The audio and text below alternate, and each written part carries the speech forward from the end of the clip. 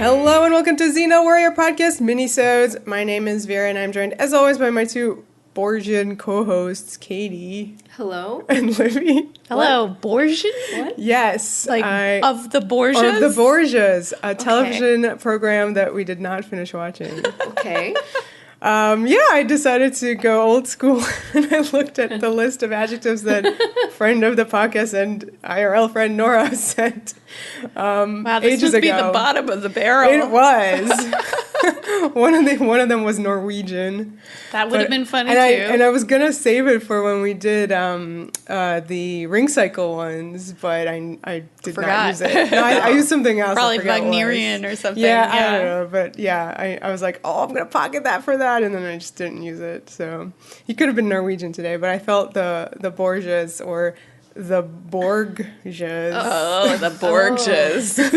Would be. It's a fun crossover. More appropriate. That's actually really funny. They become Borg and try to take over, instead of Catholicism, it's like... That's great. Whoa. That's a great pitch. Yeah. Yo, mind blown. Anyway, wow. Roundabout way of saying hello. And, we have an exciting episode ahead for you today of... it's not Patreon sponsored, it's just us sponsored. We sponsored this one. Yeah. And we're going to catch you up with various things that we've been watching. Maybe you should watch them too, et cetera, et cetera, et cetera. But first, a little bit of cleansing of the house. Okay. AKA housekeeping. Well, it seems to us that, we can't do this episode without talking about the big Xena-related news to hit the interwebs in the last couple of weeks. I mean, it's pretty shocking for us all. I feel like it was, I don't know, it's probably like 6 months ago that Lucy Lawless was tweeting like little enigmatic Cryptic messages about how this isn't about a reboot. She literally had that, like, not a reboot, but she said she was working on something that Xena fans would be excited by. Yeah. And lo and behold, we finally know what it is. Renee O'Connor is going to guest star on My Life is Murder, which is going to start airing on Acorn TV in the U.S. in like a week. Is that right? Or this week. Well, or even whenever this we week. drop it, whenever it might we be drop available. It's either available or will just be available. So, we were already excited about another season of My Life is Murder, which we did not expect to get. But, now to have a season in which we can look forward to Renee as a very redheaded voluptuously haired woman who may or not be a cult leader. Oh, is that? I didn't realize we knew any info. I don't think we know much. I would love for her to be a cult leader. Yes, please. She is a cult leader. I'm in her cult. Do we think that Lucy Lawless's character on My Life is Murder still bakes bread in season 2? Or did they drop that plot? Huh. We can't refer to that character by name because our Amazon device will be alerted. Right. Or maybe we should, and it'll be funny again. Oh my god, it happens every time we watch. So, we've been talking about our podcasting plans because, of course, we would be remiss if we didn't do a special episode about this momentous occasion. And I think you guys can look forward to us putting out an entire episode dedicated to Renee's appearance on the show. Mm-hmm. So look out for that. Yeah, and over on Patreon, we'll be doing My Life is Murder as, I guess, 2 parts because, we have season 1, so we'll do that. And then by the time season 2 airs, we'll do that. Yeah, excited to talk about it all. I'm also excited to talk about our upcoming episodes of our Patreon-sponsored minisodes. Yeah, we wanted to give you guys a little sneak preview of some of the minisode topics we've got in the pipeline. You can look forward to a Black Widow minisode we're going to be recording. Yeah. We have a minisode that we're very excited about, which is what is our favorite of the things that Xena did first. I think that's going to be a very heated debate. Huh. It's true, yeah. We have another debate upcoming, too. Yeah, we have this lightning round of Xena versus Buffy. I know we've talked about Xena and Buffy a lot, but you can always do it more. And, Yeah. and I think the format for this is going to be really fun because one of our wonderful patrons provided us with a long list of verses, and they get very, very funny. So that's exciting. We're going to be going to town on that. I'm excited about the Black Widow one. I unexpectedly Really was hit loved with it. a incredible amount of feelings for that movie. So that'll be fun. Do we have to do it in Russian accents, Vera? Ooh. Spoiler alert, yes.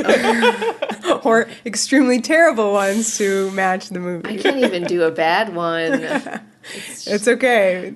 If you said that and you were in Black Widow, they'd say, that's fine. Yeah. but in a fun way. Who really cares? You do. I don't. But it would have save been this for it would Black have been Widow. nice. Yes. We will. Which is Listen. worse, the Black Widow Russian accents or Boreas's accent? Oh my god. Indeterminate accent. Maybe Hungarian, but maybe not. Oh man. I didn't some people kind of sound like Boreas in Black Widow? I think we may have made that joke while watching it. Oh yeah. I do have a soft spot for his accent. It's wonderful. You'd Yep. bring that back. Of course. Natasha and Yelena in a yurt. yurt. I'm sure there's a pic.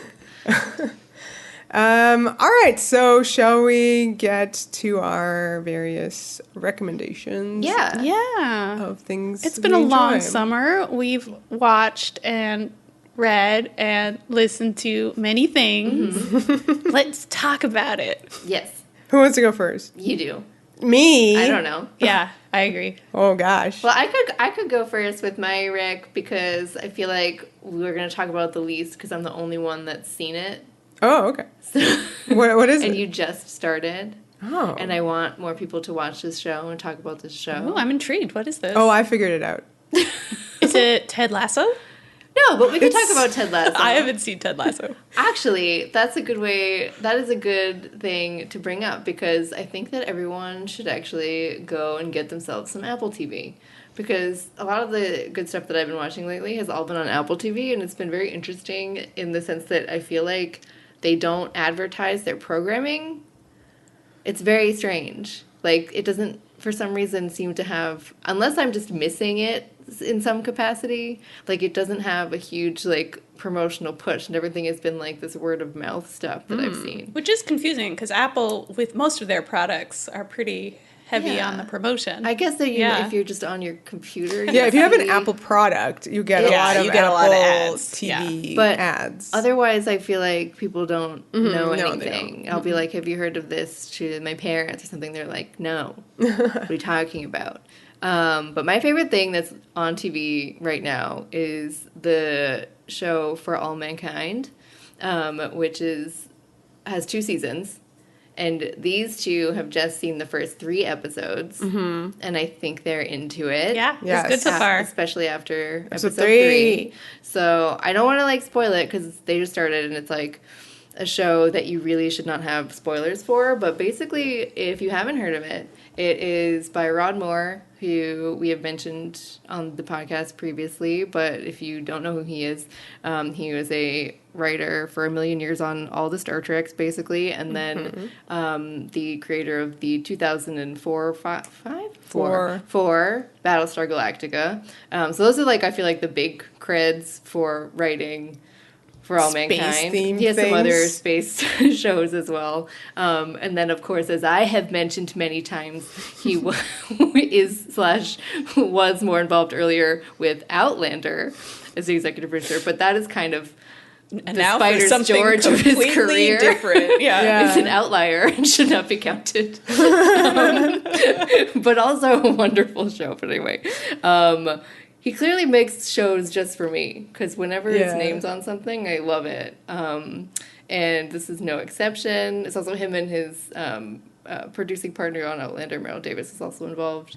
But what it is in a nutshell is it's an alternate history television show about if the space race had never ended and if Russia had made it to the moon first. Yeah, here's the little summary on IMDb. In an alternate version of 1969, the Soviet Union beats the United States to the moon, and the space race continues on for decades with still grander challenges and goals. And I cannot say a word. I cannot spoil not 1 second of this show. My advice is, number one, just to watch it. Give it 3 episodes for sure. Yeah. Do not stop after episode 2. We were demoralized after 2, but then 3 happened, and we were like, oh. Yes, please. And I knew this would happen.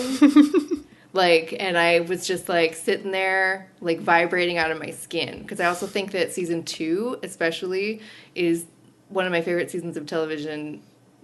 Hyperbolizing, maybe, but it kind of is one of my favorite seasons of television, and it's a slow burn. So just think of the whole thing as like a slow burn, and everything pays off in the end. And season 2 finale is one of the best episodes of TV I've ever seen. Ever. Whoa. That's And huge. There were articles and reviews that had headlines like that, so I feel like I can say that and not be too worried about overhyping it, even though that is definitely overhyping. But it's really cool. So if you like space, if you like period set television, it's very cool. It has a great cast. It has a diverse cast, especially as the show goes along, and it touches on a lot of issues, especially of the time, because it starts off in the 60s and moves into the 70s as it goes along. So, you're getting these, like, and through this lens of this alternate history, which is very interesting, because it starts to snowball. So it starts with the Russians on the moon first, and then everything, like, just gets bigger and bigger, and just, you'll see. Very intriguing. But yeah, it deals with, like, civil rights movement, racism, LGBTQ issues.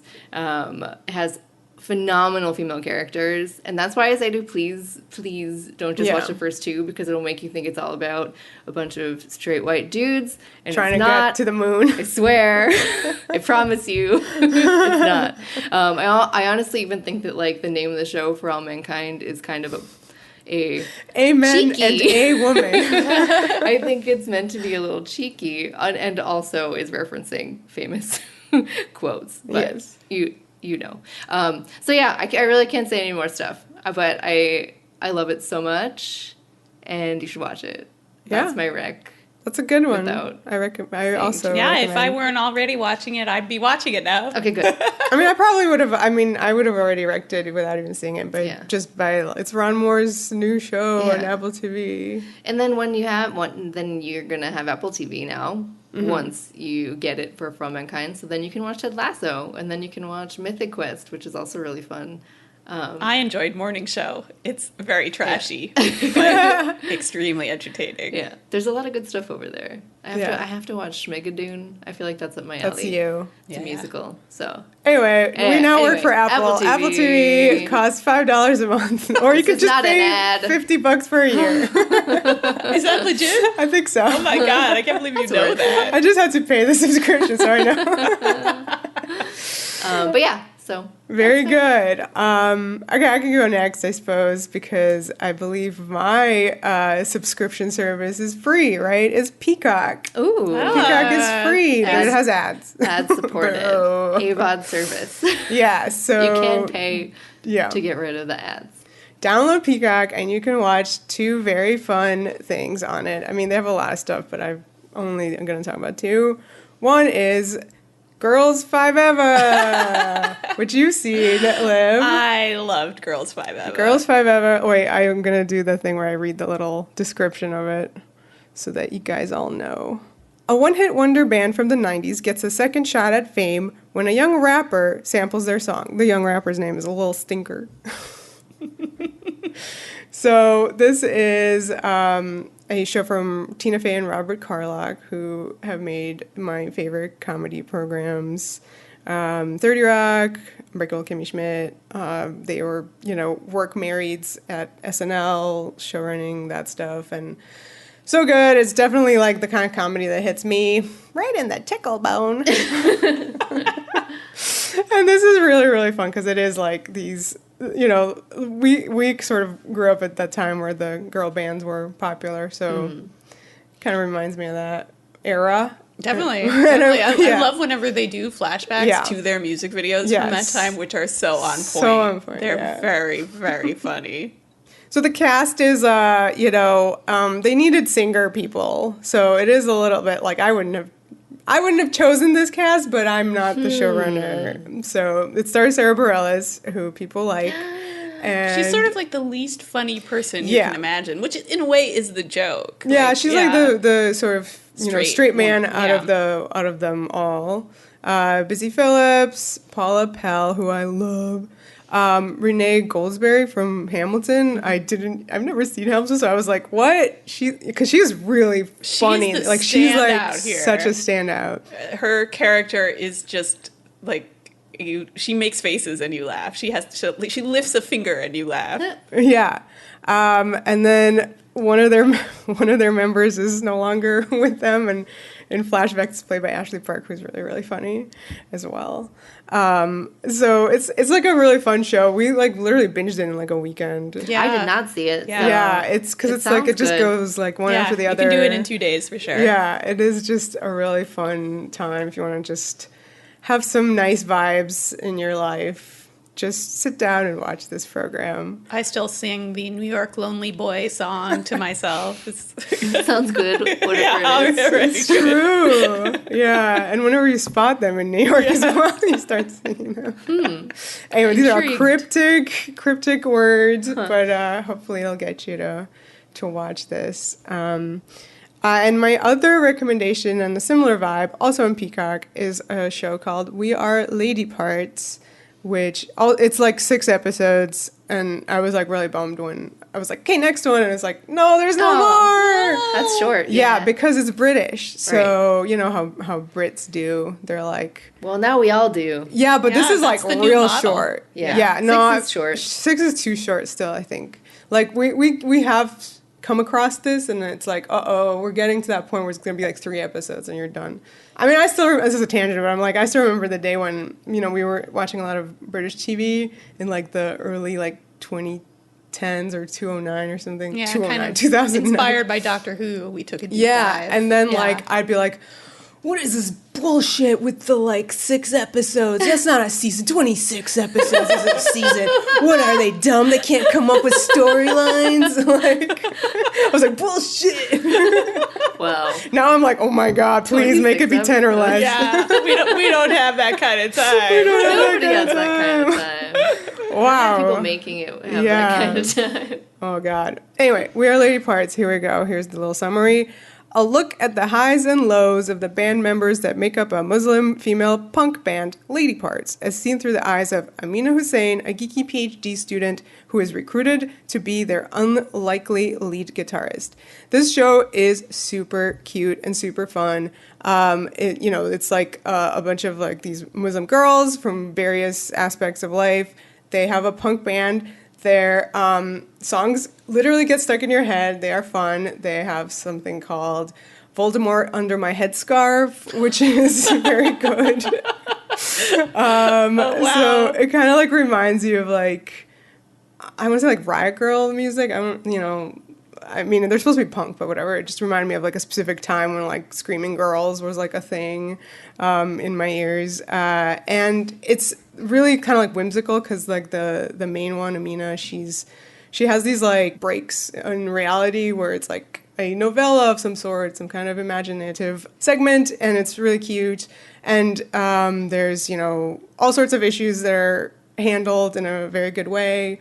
There's a little bit of LGBTQ stuff, and there's obviously like religious stuff, and it's just a really good time. Really, really too short. I want more. I haven't seen that either. Sold. Yeah. You could probably do both of these in like one weekend. Yes. Okay, thank you, Peacock. Yeah, Peacock. Mm-hmm. Yeah. Okay, so I'm pretty sure the last time we did one of these little Rex roundups, I was the one who kind of brought in a bunch of books and all my books had the theme of sapphic fantasy novels. Which is kind of specific. I've managed to find 2 more. Good. I'm sure there are many more out there. And yeah, if you guys want to send me your recs for this very particular subset, I am happy to read them. But yeah, I wanted to talk about first a book called One Last Stop, which is written by Casey McQuiston. It's, I would say, a rom-com, but it has a fantastical twist. The main character is named August. She is a college-age bisexual girl who has just moved to New York City. One day, she's taking the subway, and she meets a gorgeous, tall, tough, but compassionate, leather jacket-wearing Chinese woman named Jane, who's just like the girl of her dreams. But she's become unstuck from time. She is from the 70s, and she is trapped on the subway. Sold. Oh my god. So when trapped on the subway. On the subway. God. Very important aspect of this plot. So every time August gets on the Q train, there's Jane. She's always there. Wow. So in a way, it's nice because they always know where to find each other. Because she also has an unlimited Metro card. Yeah, phew. That would help. Glad August has that worked out. I don't want to spoil it too much. Obviously, this is a problem that will need to get solved. Luckily, August has like a very fun, like her roomies are a fun little set of LGBTQ characters. At first, I was a little worried it was going to be kind of twee because it's very like, look at my buddies. We're all going to come together and solve this problem. But it avoided that. I actually really loved the like found family side plot that you have there. But anyway, I did want to mention an aspect of this book that I found like honestly kind of horrifying but amazing, and is the main reason I love it, which is it's a romance novel, just like Casey McQuiston's first book, which you might have heard of, which is called Red, White, and Royal Blue. I was going to ask if that was the same person. Yes. Okay. Also highly recommended. It's a lot of fun, but this one's better. That one was about boys. That one was about boys, but it's almost like gender swapped Harry and Meghan, except the Meghan character is the son of the president. Okay. So it's like such a like diplomatic clusterfuck that these 2 boys have fallen in love. But anyway, back to One Last Stop. So they can only meet on the subway, and this is a romance novel, so there has to be a lot of fucking. Go in the middle. I'm going to give you a trigger warning. Almost all of it happens on the subway. Oh my god! And people can see this. She's not a ghost. She's not a ghost. I mean, they kind of go through like, is she a ghost? You know, are you saying that because we watched Ghosts? We watched Ghosts last night, and there's a subway ghost. That's right. I kind of thought of One Last Stop for that part. We have seen Ghosts before, by the way. Yeah, but not like time watching a Ghosts. million years at least for me. Yeah. Anyway, I was like, wow, subway ghosts seems to be the theme. But I bet Casey McQuiston is seeing ghosts and was like, but what if that was a hot lady ghost? People can see them. Did they go in the middle of the thing? That's scary. People can see them, but they, of course, like, figure out the exact right time to get on the queue when it's, like, completely empty. Okay, all right. Okay. Yeah. Oh my God. And I think, Casey McQuiston, the author, is, like, very aware of, like, this kind of being icky. Oh God. But like leaning into it, but also trying to make it really like romantic and beautiful. Oh boy. And I honestly really love this aspect of the book. Oh, I'm intrigued. I thought it was bold. It's not just like a cute, cuddly little rom-com, though it is. No. And you know, it has a nice ending, so don't worry about that. Like on the seat? Like they're on the seat? You don't know. Like, she's not are they to spoil. standing? Like, are they touching the pole? No, you have to read There it. are multiple scenes. How much hand sanitizer? This happened several times. Do they have hand sanitizer? Oh dear. Please, I'm very upset. That sounds good. My second rec, which I've been sitting on for a while because it's really hard to explain. I think I think maybe half our listeners are going to shriek with happiness when I you say hope this so. next one. Yeah, I feel like this is a big one. Like, Yeah. it has a very devoted fandom. So if you've heard about it, please explain to me how to talk about it, because I have tried so hard to just, like, summarize it. And I'm just like, what is it about? I don't know. Is there like an official summary you can find? I can, but I honestly have read it, and I don't think it really does that good of a job. Well, I've read this too. We haven't named this thing yet, but the series is called, well, as of 2 months ago, it was the Locked Tomb Trilogy, but then they announced that there's going to be a fourth one, so now it's the Locked Tomb Saga. The first novel in the series is called Gideon the Ninth. Yes. So yes, Katie has also read Gideon the Ninth. And like, so I'll be the I like it. I do like it. I have no clue what's happening. So here's the thing. I did start to read it as in book form, like with pages. And I was a little confused, and then I fell off it a little bit, and then I got the audiobook, and I listened to the audiobook while I was doing the dishes, and I really like the writing and the jokes. I just don't know what's going on. You could ask me and be like, $1 million, what happens in that book? I could not tell you.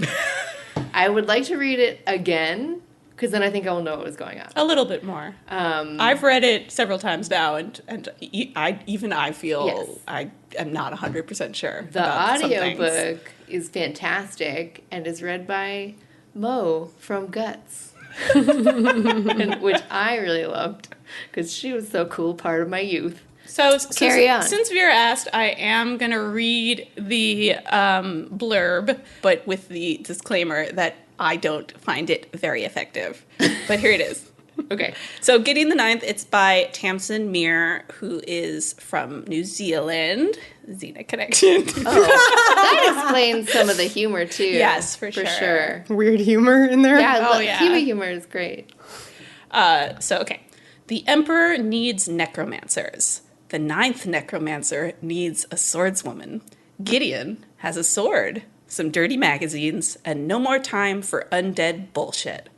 Brought up by unfriendly, ossifying nuns. That's such a good phrase, ossifying nuns. Ossify is a word that gets used in this book a lot. Ancient retainers and countless skeletons. Gideon is ready to abandon a life of servitude and an afterlife as a reanimated corpse. She packs up her sword, her shoes, and her dirty magazines, and prepares to launch her daring escape. But her childhood nemesis won't set her free without a service. Harrowhark Nona Gisimus. Another disclaimer, I have no idea how to pronounce some of these names. Oh, that's funny. I think I was saying Nonagesimus. Nonagesimus. What do they say in the audiobook? I don't remember. Nonagesimus or Nonagesimus? You decide. Give her Jif.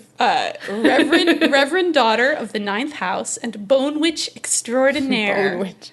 She's a bone witch. There's lots of jokes about that. Bones. She does bones. She has been summoned into action. The Emperor has invited the heirs to each of his loyal houses to a deadly trial of wits and skill. If Harrowhark succeeds, she will become an immortal, all-powerful servant of the resurrection. But no necromancer can ascend without their cavalier. Without Gideon's sword, Harrow will fail, and the ninth house will die. Of course, some things are better left dead. That's the blurb. That's the blurb on the book. I feel like you need to be taking notes on the blurb. Yeah, I mean, but that was also accurate. It was accurate. What I would say if I was trying to get somebody to read this, I would say, and that somebody loves Xena, let's just assume. I would say that it has a really amazing love story. Very slow burn to the point where some people took issue with book one. They were like, people refer to these characters as lesbians, but they do not do very much. Well, they fight a lot. They fight a lot in a very heated way. Yeah, it's a little bit like you can kind of tell from that summary, enemies to lovers. These two characters have a complicated history.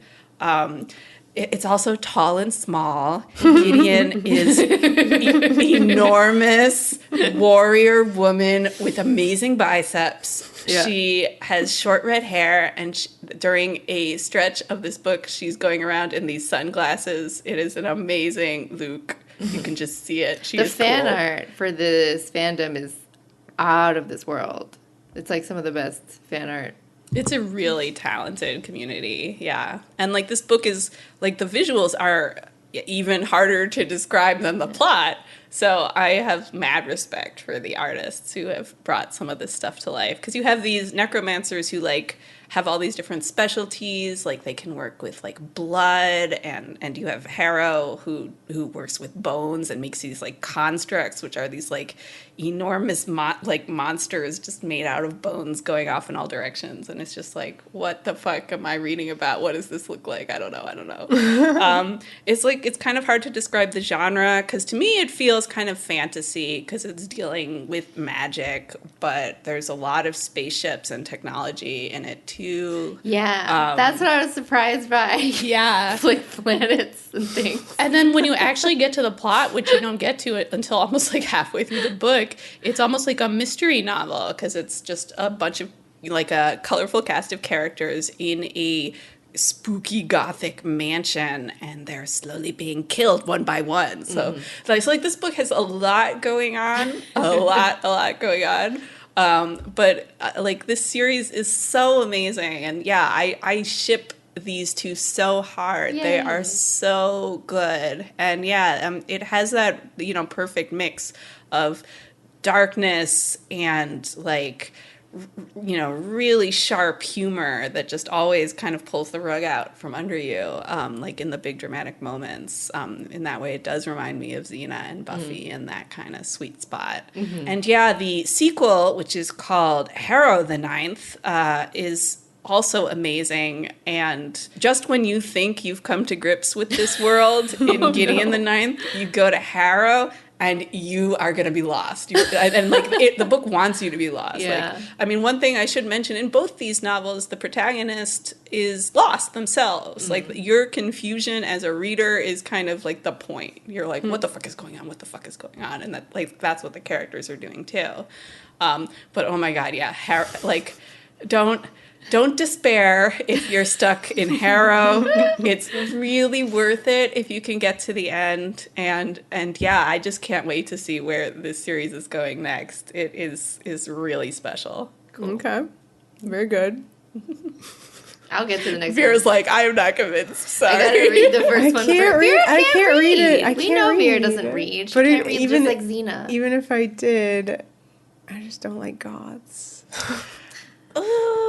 I mean, like, not complicated. Yeah, I mean, they're goths. Yeah. But I still think you'd like it. Yeah. I'm sure it would. Maybe I'll wait for it to be a TV show. I keep hoping, again, it seems to me a really tricky adaptation, but if they could get it right, I think it would be super popular, because it's such a neat world. It really is unique, and like the characters are great. sold or in any way? I haven't. I literally Google this every now and then. You know, like Gideon the Ninth optioned, and like I haven't found any evidence that it is. Interesting. But I wouldn't be surprised if someone picked it up just to see. It just seems just really to play difficult. around. Like, It's literally like, yeah. How much are the rights? Let's like- do it. Yeah. I'll read it then. Yeah, yeah. Gotta see If this you're new listening to Dune. this podcast and you have the You know? rights to Gideon the Ninth, like something like that. Yeah. That's just really difficult. Like what? Dune. I would say like Dune. Like we have to see Well, this new look, Dune. It Somebody's looks trying to good. adapt Dune. It Yeah, could be somebody done. tries once in a while. Yeah, like David Lynch. Well, yes. But yeah, it would be cool. Yeah, the characters are just so great that I feel like there must be a way, because like they're all really great. There's not much you would have to do to bring that to the screen in all its glory. Okay, so then other things that we've all seen, it's not like one or the other or Yeah. the third, it's all of us. We also do things together. Whoa. We've been watching some programs. I guess this is going off of like necromancers or whatever, but there's this show called Evil. And and it used to be on CBS, which is your red flag. But Yeah, I feel like, I don't really watch stuff on CBS. Especially not procedurals on CBS. But then, yeah, but then it moved to Paramount Plus, so which is where Star Trek lives. Hearts. now it's so much better. Oh, brief Yes. tangent aside, that new Lower Decks is airing, and I love that too. While you're over there on Paramount Plus, you can watch two very, very different things: Evil Yeah. and Star Trek Lower Decks.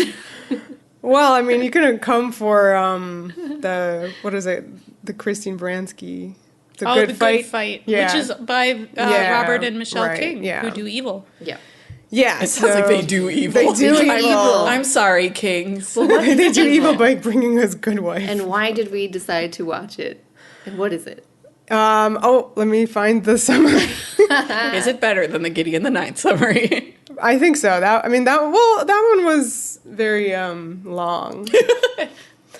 A skeptical female clinical psychologist joins a priest in training and a blue-collar contractor as they investigate supposed miracles, demonic possession, and other extraordinary occurrences to see if there's a scientific explanation or if something truly supernatural is at work. Yeah. It's great. So it's kind of like when you do like the pitch meeting, you'd say it's kind of like the X-Files meets the Conjuring. Like, Yeah, but only the Scully parts of the X-Files. There's no aliens. It's just you just spiritual. replace the aliens with like It's just demons. Yeah. demon really. stuff. Yeah, But you exactly. you have your but she's not super, I mean, I guess she is the skeptic. She's the girl. skeptic, Yeah. but he's just not like that. They have like she's an not like actual the like the real ultra uber professional skeptic, Yeah. which is the. I think she's meant to almost be like the middle one. Yeah. You know, like not as hardcore in either direction. Yeah. Well, she's a lapsed Catholic, so Right. that puts her in the middle. Why are you looking at me? You're a resident Catholic. But yeah, it's like a really fun show. So like, I think especially if you're watching it, it really takes off like towards the end of season 1, and then once it kind of like just at the beginning, it's a little bit more procedural. Exorcism of the week. Yeah. It's a little more standard, but I liked it off the bat because I think that the main character, Kristen, is a really fantastic, she's one of the main characters. It's just a really fantastic female character. She's just super She's great interesting. with her little margaritas and her crazy 4 fashion kids. in like apparently she has no money, but she has this wonderful fashion sense. alpine climber, Yeah. which is such a random character detail. Yeah. And there's a central will they won't they that's between her and a priest in training. Yeah, I'm which sorry, is like, also fantastic. It's like literally like when you look at this show, it's like what it is it's what's on the tin, right? You have a would be or a priest in training played by Mike Coulter. You're like, of course the main woman on this show and the extremely attractive priest will have like a weird will they won't they, like it's definitely But is that Why are you evil? Is rolling that your temptation the devil? Should we be That's rooting for them to true. get together, or is that Yeah. the end for both of them? That's a good You point. Well, Michael Emerson is there as well, and he's playing probably his best character, maybe Sid's Ben from Lost. Sure. He's just there to fuck things up and have fun because Yeah. he's evil. Yes. You can end every sentence talking about this show by being like, And it's I mean, evil. the show, I think it does do stuff where it has episodes where you're like on the X-Files, well, it is kind of like they do some episodes where they have an explanation that's based in the rational universe and science. However, like the X-Files, I think I was trying to say, you as the viewer, I think it's pretty clear that there are demons, like for real, in this and in fact, universe. whenever they're kind of skeptical, you're like, come on, guys. Yeah. And they have touched on a bit other religions, although like Catholicism is the main driving thing. And I actually think it's kind of I don't know.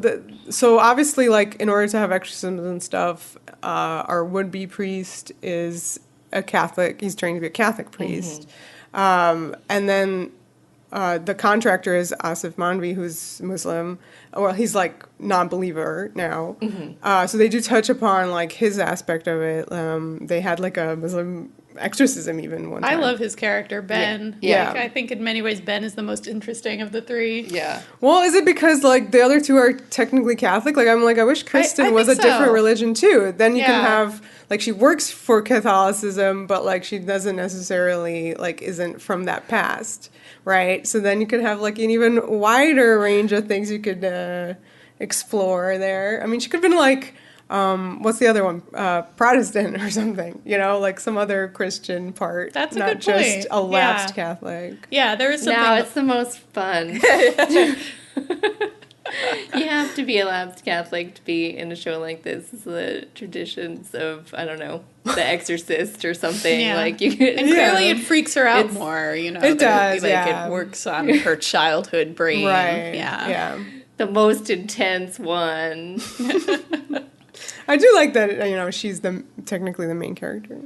Yeah. Oh, yeah. So, You can't talk about evil without mentioning its tone, which Yes. is off the walls bananas. Yeah, I would say like All over the place, that it yeah. is kind of like more like the funnier episodes of the X-Files, like in tone more often than the Yeah. X-Files was funny. Increasingly Yeah. so. Yeah. It's leaning hard into the what the fuckery of it all, which I hear is what the good fight is doing too. Interesting. So And that it's on Paramount Plus What? now, so it Yeah. can do much more stuff.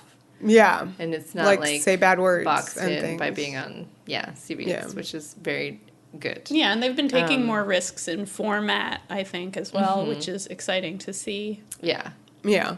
Pulling away from the strict procedural. yeah, Please do, yes. yeah. And I think they do start doing that like towards the end of season 1, because I think that's when we started really getting into it. Yeah, I mean, it is like, it was just so like, like I That's so never funny, wanted 'cause, to like, watch this I- show because I was like, this is just going to be like a CBS I was procedural. really into it from the start, but you like guys weren't as much. Well, it's no like prestige TV level television. But it has that's okay. issues. It's like it's still very good. But, like, what is that even anymore? Like that, who cares? you know what? I'll tell you what that is a perfect television program that makes sense. It has everything working for it.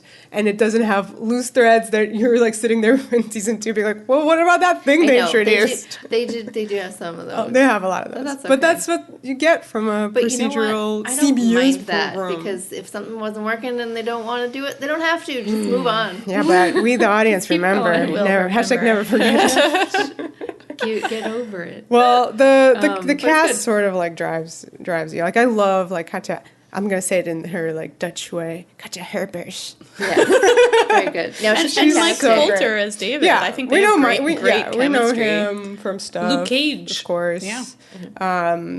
And Yeah, the main trio, Yeah, fantastic. they're fun. She has 4 children who scream in every Yeah. scene, which is fun. Very cute. Christine Lottie. Christine Lottie is her mom. extremely inexplicable mom. So strange. I think Literally she's no fantastic. Number one, explanation. she's great. Like I love Christine Lottie. She's there having a good time. I Yep. don't know what's up with this character. I think they've decided to like change her course like 3 times so far. Keep trying, Shub. and, You'll like, get it I eventually. don't Eventually. know what's happening in this moment my with God. her, but it's fun. It's It is definitely fun, fun. yeah. For sure. And yeah, as long as you don't expect plot threads to be picked up and explained, you're gonna enjoy this show. Yeah, this is one of those Yeah. where you just sit kinda back, just let it just wash let over it- you. Yeah, let it wash over you. You will have a lot of fun by season 2. I mean, it just came back from a hiatus and we watched an amazing episode. Just this Yeah. morning.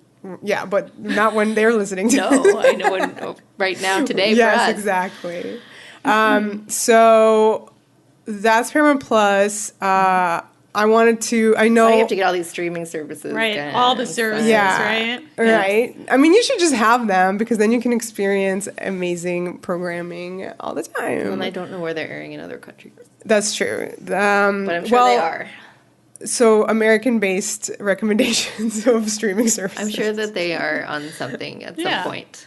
Yeah. So this is just, I have to mention it. We mentioned it before. I always mention it whenever it comes up. But Katja Herbers from amazing program Manhattan, which was on WGN. But I think we found it streaming on Hulu. Hulu, I think. So that one, that's good. Like, that's more, knows what it's doing. It's really good.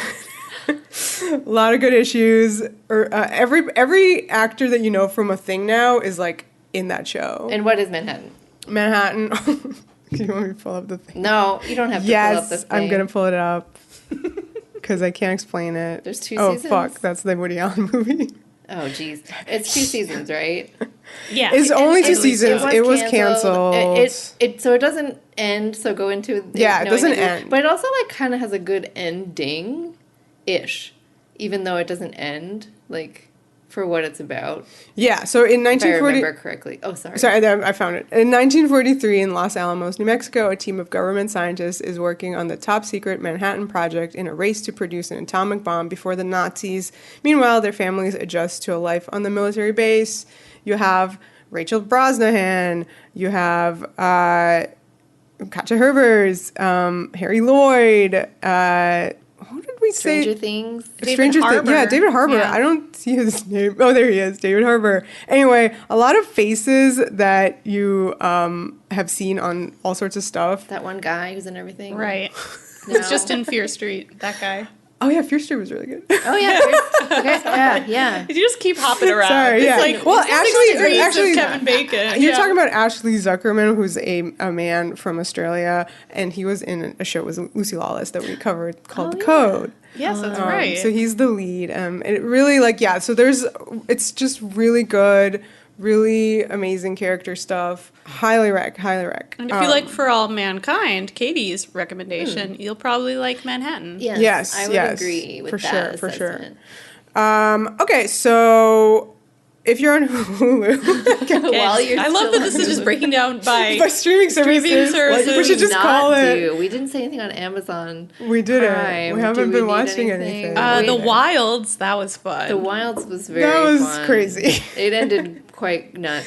If we just go absolutely crazy. You know what I was watching the other day on Amazon Prime? I went back to the Durrells from Oh wow, that's which Keely is Haas. with Keely Haas and set Yeah. on Corfu if you just want like some nice old timey people in Greece.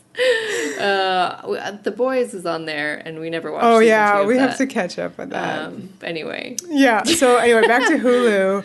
One thing we really, really, really enjoyed was Cruel Summer. Oh, which yeah. is Technically it's a freeform. It's a freeform but show. you can see it on Hulu. oh guys, Cruel you guys, Summer. that really show was good. fun. Let's see, Cruel Summer. I was really taken with that program. Okay, here we go. In a small Texas town, popular teen Kate is abducted. Seemingly unrelated, a girl named Jeanette goes from being a sweet, awkward outsider to the most popular girl in town. But by 1995, she has become the most despised person in America.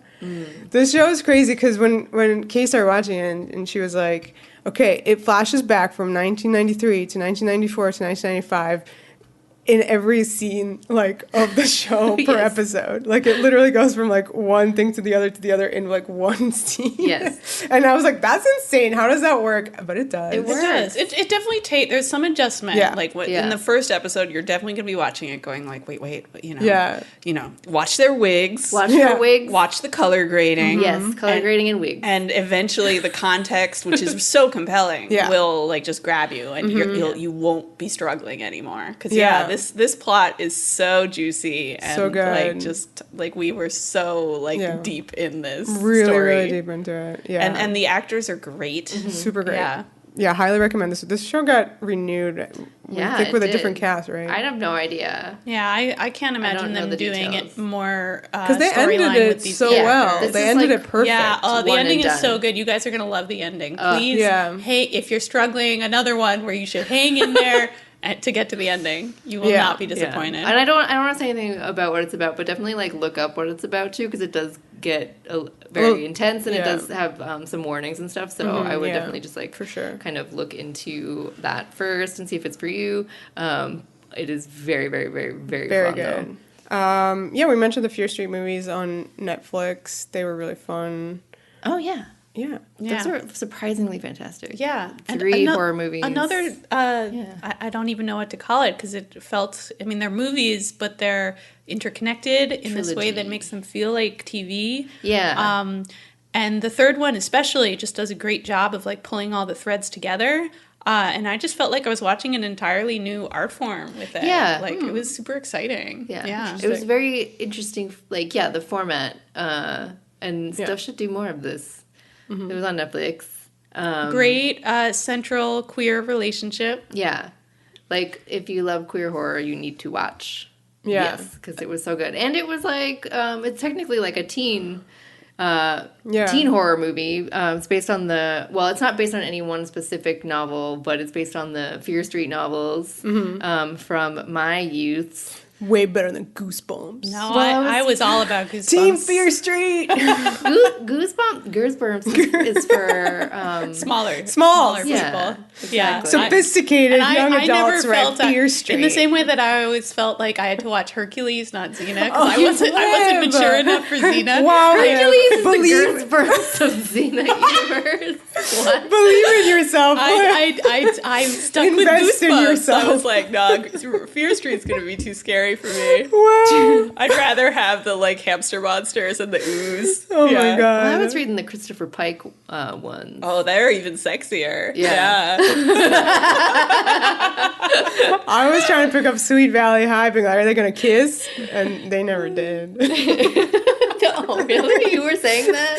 I looked at because you know how you're not supposed to pick a book by its cover. Oh. As a kid, I always did. That's how I got into the Fear Streets because I was like, nice. those covers are like, ooh, teens, Ooh. yes, Fun. yeah. And so the Sweet Valley, I was like, okay, will they kiss? No. Well, I just realized that everything we recommended has at least, I mean, this is great news, FYI, for television now, but like everything has like a queer aspect to it. Like literally everything has at least like a little plot line. evil? Sort of. I'm still waiting for it. Yeah. Maybe not evil. Yeah. Maybe not. That's the evil aspect. Very of evil. hetero evil. It is quite but, well, we just watched, there was weird stuff. There's subtextually at least some stuff happening. A little bit. They could lean harder For into sure. that. They should lean harder into it. Right. Evil, you got some work to do. But since it's all over the place, it might end up there at some point. But yeah, everything else totally does. And I think our final, like, really strong, really legit recommendation, which I'm sure you guys are already watching. And if you haven't, what's wrong with you? What? What's left? Motherland, Fort Salem. Oh, of course. We've already I talked thought we were about gonna it. Do like Yes, a whole we episode wrecked about it. this. We are? I don't know. Shouldn't we? Whoa. Well, you said it, so. I thought we would eventually. Okay, eventually was okay. So I'll keep it brief. I know we've already mentioned it when season 1 was happening, but season 2 just finished, and you guys, this show is magical, literally, because they're witches. But it is like nothing. Maybe it's like the Gideon 9 or whatever, Gideon the Ninth. Good job, Vera. Version of television where you're I see like, that. where I you're see like, what the the- fuck is this? This world is insane. Like, it is not based on anything. It is just like original, amazing creation. It's so good. And Also freeform. Freeform doing Apparently amazing Freeform stuff, is killing man. it, yeah. Killing it.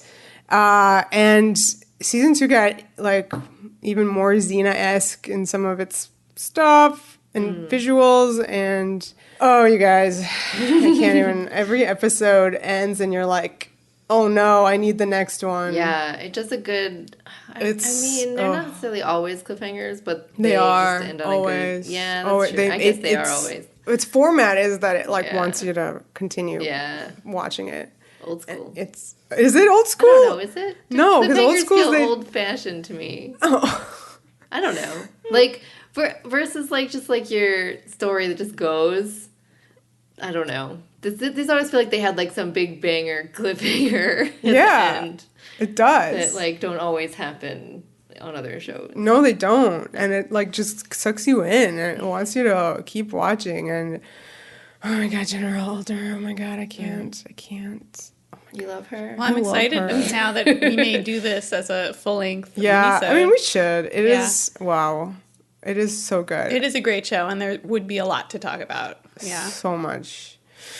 That's why I just got scared when you brought it up. I was like, oh Well, no. whatever. Maybe It's they'll about to let be you know. 2-hour-long it's pod. fun. I know. I This know. gives you guys a heads up. You want to Yeah. be caught up by the time we record this minisode. Yes. Oh God, a picture of her just came up. Oh, I was gonna read the summary. A trio of witches is trained to become powerful weapons for the American military, and that is short and sweet. Yeah. And there's like Hey, is that enough? Gideon 9. I don't think you can do Gideon in one sentence. Yeah, that's part of it. Yeah. Necromancer, Cavalier, Haunted House, Bones. Yeah. But yeah, the world building in Motherland is wild. It's so cool. Yeah. And they I keep think- building on it, which I love. Yeah, I feel like as fans of like, you know, subtext, a lot of Yeah. the subtext relationships are even better than the Yeah, actual main queer canon relationship, which is also good, and I think also might be appealing for Xena fans because it's got like that like element of one of them is a big murderer, Yeah. and the other Right. one is a tinier murderer. I don't know. I feel like just seeing General Alder should appeal to anybody who watches Xena. Yeah, that's true. Yeah. She has like She that basically is Xena. Yeah. 10 years ago for her is a lot. Yeah, It's you're right. 300. Except it's 300, but Yeah. even Yes, so. yes. Yeah.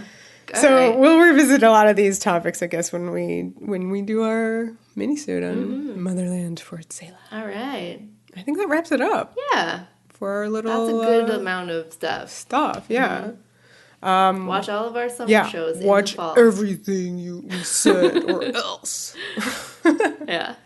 All right, follow us on all the 7 things. Yeah. You can listen to us on very many places, like Apple Podcasts, where you can subscribe and rate and leave reviews. We're on Spotify as well. We are on Twitter at Xena Warrior Pod and Facebook, Xena Warrior Podcast.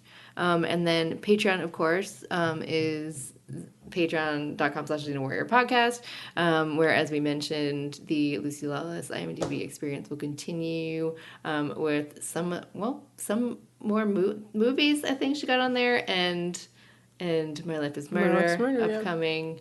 And yeah, that's the stuff. The power. The passion. The podcast.